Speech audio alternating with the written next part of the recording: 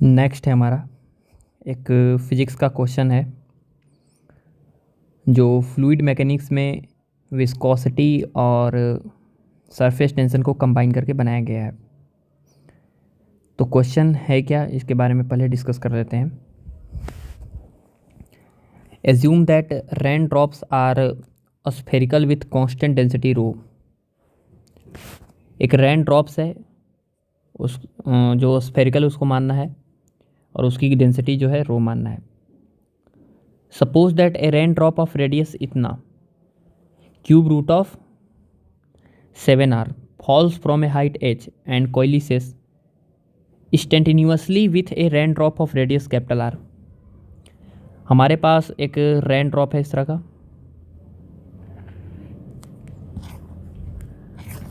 ऐसे, और इस रेन ड्रॉप का रेडियस दिया है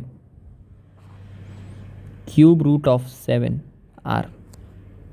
ठीक है, लेट्स R1। डेंसिटी इसका मान लेते हैं रो। तो मास कितना हो जाएगा, निकाल सकते हैं मास भी। एक और रेन ड्रॉप है यहाँ पे एक नीचे,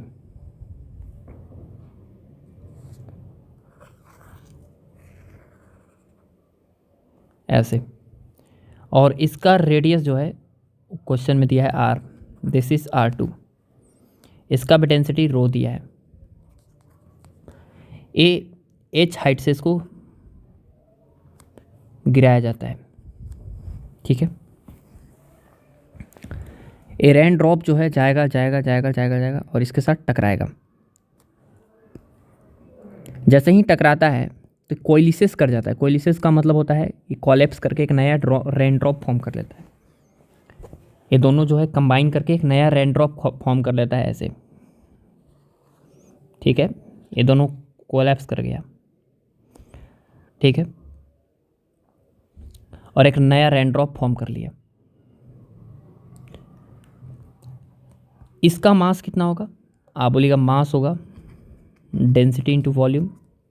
डेंसिटी इंटू वॉल्यूम होगा 4/3 πr³। तो कहीं पे m लिखना हो तो इसके जगह पे लिख सकते हैं रो इंटू 4/3 πr³। इसका मास क्या होगा, m dash equal to density rho into volume 4/3 πr³। तो क्यूब रूट ऑफ 7 का क्यूब कीजिएगा तो ऑफकोर्स 7 आएगा, 7r³। तो आपको दिख रहा है कि ये जो रेन ड्रॉप है ए वाला, इसका मास 7 टाइम्स ऑफ m है। ठीक है, 7 टाइम्स m है। इसका मास 7m है और इसका मास m है। ये दोनों के दोनों जो है कंबाइन करके एक नया रेन ड्रॉप फॉर्म करता है। हमें नहीं पता कि नया रेन ड्रॉप फॉर्म किया तो उसकी रेडियस क्या है, तो मान लेते हैं उसका रेडियस r डैश है। तो हमें पता है कि पहले वाला का मास कितना था, पहले वाला का मास था m डैश प्लस दूसरे वाला का मास था m बराबर, जो टकराया एक नया रेन ड्रॉप फॉर्म हुआ उसका मास बोल देते हैं m double dash. Mass equal to लिखेंगे density into volume 4/3 pi into 7r³ plus m के जगह पे लिखेंगे रो इंटू 4/3 πr³ बराबर m double dash. m double dash is rho into 4/3 πr⁻³ r⁻³ तो यहाँ से आप बोल सकते हैं कि 4/3 पाई कैंसिल हो जाएगा।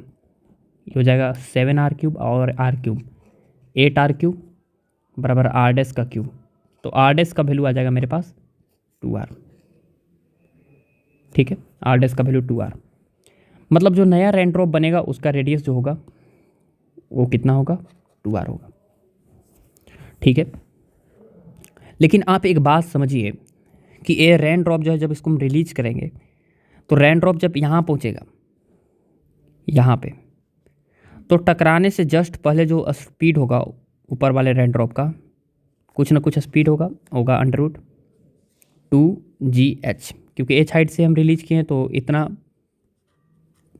जो है वेलोसिटी गेन करेगा √2gh। इतना वेलोसिटी गेन कर लिया जस्ट टकराने से पहले, कौन, ए रेन ड्रॉप। ठीक है, जब ये टकराएगा दोनों कोलैप्स करके कुछ ना कुछ वेलोसिटी से नीचे गिरेंगे। मान लेते हैं उसकी वेलोसिटी क्या है, v डैश है।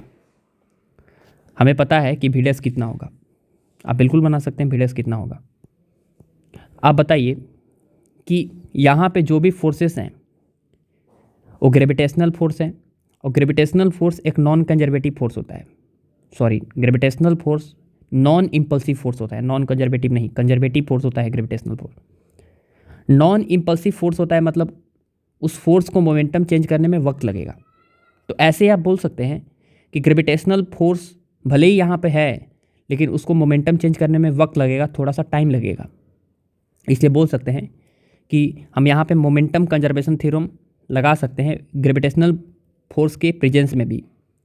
Just initial momentum just before collision, final momentum just after collision. ठीक है, जस्ट आफ्टर कोलिजन ऐसे लगा सकते हैं।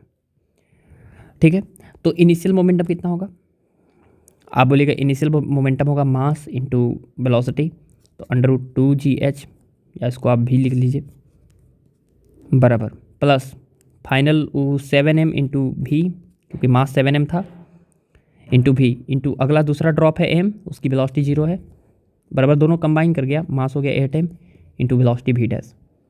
तो v डैश का वैल्यू आ जाएगा 7/8 इंटू m। तो टकराने के बाद जो नया वेलोसिटी आएगा वो आएगा 7/8 टाइम्स ऑफ v, इतना वेलोसिटी आएगा। आपको दिख रहा होगा कि ये जो वेलोसिटी है v dash of course less than क्या है, v है। ठीक है, v वेलोसिटी कम हो गया टकराने के बाद। तो आप सोच रहे होंगे कि जब वेलोसिटी कम हो गया टकराने के बाद तो इसका मतलब है कि काइनेटिक एनर्जी कम हो गया, काइनेटिक एनर्जी कम हो गया। समझ गया ना, पहले काइनेटिक एनर्जी सिस्टम में ज़्यादा था और अब काइनेटिक एनर्जी कम हो गया, काइनेटिक एनर्जी कम हो गया, काइनेटिक एनर्जी लॉस हो गया। तो काइनेटिक एनर्जी लॉस हुआ तो लॉस हुआ किस में, और लॉस हुआ तो गया कहाँ, काइनेटिक एनर्जी। साथ ही साथ इसमें एक चीज़ और देखने को मिलेगा आपको कि पहले सरफेस एरिया ज़्यादा था और अब सरफेस एरिया कम हो गया। आप बोलिएगा सरफेस एरिया पहले कितना था, इनिशियल सरफेस एरिया निकालिएगा तो आएगा 4πr², इसका रेडियस का स्क्वायर कीजिएगा तो 7⁻²/3 r² प्लस 4πr², ऐड कीजिएगा तो आएगा 4πr² कॉमन, 1 + 7⁻²/3। इसको पूरी तरह सॉल्व कीजिएगा तो 18 पॉइंट समथिंग आएगा πr²। अब पहले और बाद में सरफेस एरिया कितना हो गया, फाइनल सरफेस एरिया, तो 4πr², r का मतलब 2r का होल स्क्वायर, तो आएगा 16πr²। तो पहले टोटल सरफेस एरिया ए था और अब टोटल सरफेस एरिया ए है, तो सरफेस एरिया भी घट गया। काइनेटिक एनर्जी तो लॉस हुआ ही, साथ ही साथ काइनेटिक एनर्जी के लॉस के साथ साथ उसका सरफेस एरिया भी जो है रेन ड्रॉप का घट गया। आपको पता है कि सरफेस एरिया अगर रेन ड्रॉप का घटेगा, सरफेस एरिया घटेगा, तो आपको फॉर्मूला पता है potential energy of drop equal to S into A. यहाँ पे सरफेस टेंशन S नहीं बल्कि गामा लिखना है, गामा इंटू ए। आपको पता है कि एरिया घटेगा, सरफेस एरिया घटेगा, ठीक है, सरफेस एरिया घटेगा तो ऑफकोर्स उसकी पोटेंशियल एनर्जी भी घटी। तो यहाँ पर दो तरह के एनर्जी लॉसेस हुए, एक पोटेंशियल एनर्जी लॉस हुआ और एक काइनेटिक एनर्जी लॉस हुआ। ठीक है, और काइनेटिक एनर्जी लॉस हुआ और पोटेंशियल एनर्जी लॉस हुआ, तो एनर्जी गया कहाँ, वो एनर्जी गया कहाँ। ठीक है, तो ज़रूर वो एनर्जी जो है हीट के रूप में सिस्टम से बाहर निकला होगा, हीट के रूप में सिस्टम से रिलीज हुआ होगा। तो वही सवाल अगला में पूछा गया है कि if the surface tension of rain drop is gamma and its specific heat capacity c, determine the temperature rise immediately after the collision. मैंने जस्ट जो है जो काइनेटिक एनर्जी घटा है, सरफेस एरिया जो है लगातार घटा है, तो सरफेस एरिया के घटने से, काइनेटिक एनर्जी के घटने से जो हीट एनर्जी बना है उसकी वजह से जो टेम्परेचर इंक्रीज हुआ है रेन ड्रॉप का, वो बताइए कितना इंक्रीज हुआ, यही सवाल है। तो यहाँ पर आप एनर्जी कंजर्वेशन लगाइए, एनर्जी कंजर्वेशन लगाएंगे तो लिखेंगे loss in kinetic energy plus loss in surface potential energy बराबर गेन इन हीट एनर्जी। ठीक है, get in heat energy, gain in heat energy. Kinetic energy कितना लॉस हुआ, तो काइनेटिक एनर्जी लॉस हुआ 1/2 7 इंटू v²। काइनेटिक एनर्जी का loss निकालना है, टोटल कितना लॉस हुआ, तो टोटल जो है हम क्या करेंगे 1/2 7 इंटू v²। पहले काइनेटिक एनर्जी कितना था 1/2 m इंटू v²। भी कितना है आप बोलिएगा, भी है हमारा √2gh का होल स्क्वायर। ठीक है, एक पहले काइनेटिक एनर्जी था, अब कितना काइनेटिक एनर्जी है 1/2 8m इंटू v²। भी कितना है तो आप बोलिएगा 7/8 √2gh, ये ना फाइनल वेलोसिटी उसका होल स्क्वायर। एक काइनेटिक एनर्जी में लॉस हुआ प्लस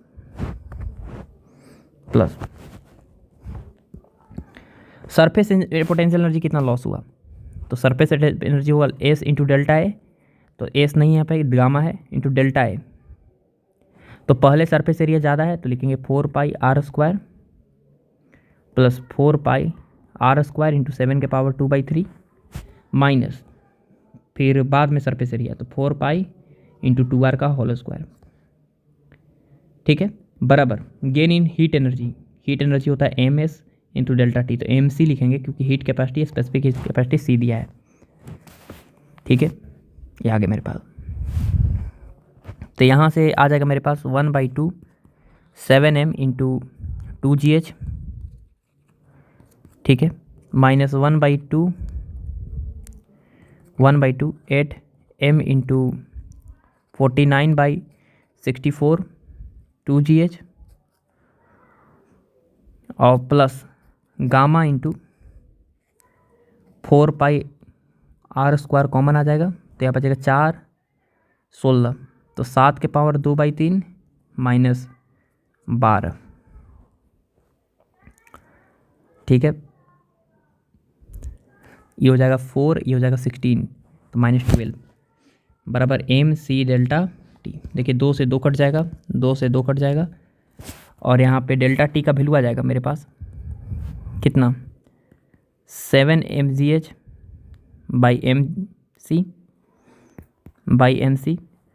माइनस 8m, 8 से इसको 8 बार में कट कर सकते हैं, तो 49/8 mgh। ठीक है, प्लस यहाँ पे गामा इंटू 4πr² इंटू 7 के पावर 2/3 माइनस 12/mc, यहाँ से डिवाइड नहीं किए, यहाँ पे m इंटू सी बराबर डेल्टा टी। तो यहाँ से m और m कट जाएगा, डेल्टा टी बराबर आ जाएगा m और m कट जाएगा, तो आ जाएगा 8 7 56, 56 माइनस 49, ये हो जाएगा मेरे पास 7 gh/। ठीक है, 9 56 है ना, 6 बचेगा, 6 gh/ कितना 7c plus gamma into 4πr² into 7 के पावर 2/3 माइनस 12/m। m के जगह पे लिखेंगे रो इंटू 4/3 πr³ इंटू सी बराबर डेल्टा टी। देखिए कट कुट कीजिएगा, पाई से पाई कटेगा, r² से एक बार में कटेगा, 3 चल जाके ऊपर मल्टीप्लाई हो जाएगा, तो डेल्टा टी आ जाएगा मेरे पास, 2 बार डेल्टा टी लिखा गया 6 gh/7c प्लस गामा 4 से भी 4 कट गया, 3 ऊपर जाके मल्टीप्लाई होगा 3 गामा इंटू 7 के पावर 2/3 माइनस 12 अपॉन ρ/r/c। ठीक है, और ये हमारा आंसर आ गया।